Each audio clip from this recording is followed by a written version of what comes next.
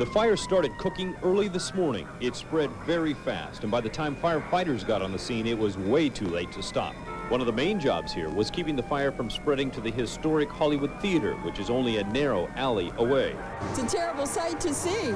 They came to see for themselves the battle to save the crown jewel of their neighborhood. And we heard that the fire was right next door to the Hollywood Theater, and that's a landmark that our neighborhood's very concerned about preserving. It's a beautiful old building, and it makes it feel like home in this neighborhood. The first thing that I did when we took over the building was to actually close it. It was about a month after the fire, and the foundation had just completed the purchase of the building. So we then started the long process of repairing and renovating it, which continues to this day.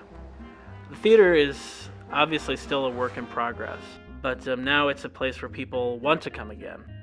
And not just for the films we show, but we do over 100 community events a year.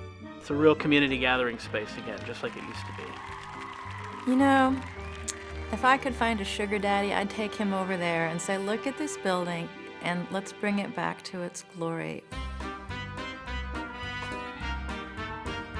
That theater was built shortly after movies started. So when you're watching a movie in the Hollywood Theater, you know, you really feel like this is the way it's supposed to be.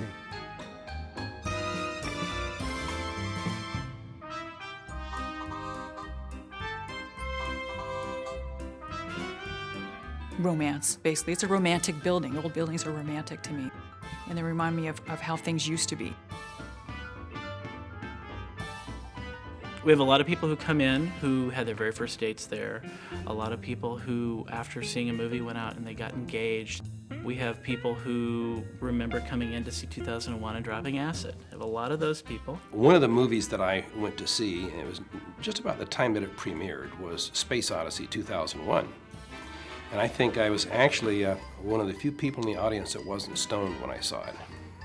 Well, my first movie memory was, I want to say it's The Robe, kind of a biblical epic at the Hollywood Theater. And I may have been 5 years old or something. And it was a really big deal. The Hollywood was kind of upscale. It was my first job, and I think the time was about 1942 when I was 16. I was an usherette, and the usherette had to fit into a uniform that was worn by others, and I think that's how I got the job. It fit.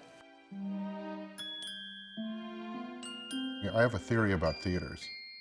You know, there always were places you'd go to see Disney movies, and then there were other movie theaters where they would show these really spooky, scary movies with Vincent Price, and there'd be a vibe about that theater. But you would get scared while you were buying your popcorn. And the Hollywood Theater, I think, is one of those theaters. Lovecraft himself was he loved the antique and the ancient, and his love for those elements appear in all his works.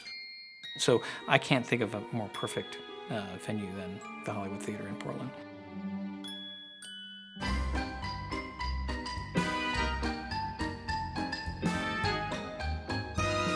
One of the best parts about my job is that I feel like I get to give people the opportunity to see a lot of things that they normally never get to see. You could go and you could see a different movie every single night and not keep up with all of the programming that we have there. There's an accumulation of memory that I think takes place anytime you walk into an old or a classic movie theater. And it's a collective experience, and you're sharing that experience not only with the people who are sitting next to you in front and behind you, but all the people who have sat there in years and decades past. To have a public space that's so welcoming, that both speaks to another era in its grandeur and in its design and in its historic presence within the community, and yet is so contemporary, is a terrific thing for that neighborhood to have. I could not imagine a Portland without it. It's a treasure that I'm glad we're able to save.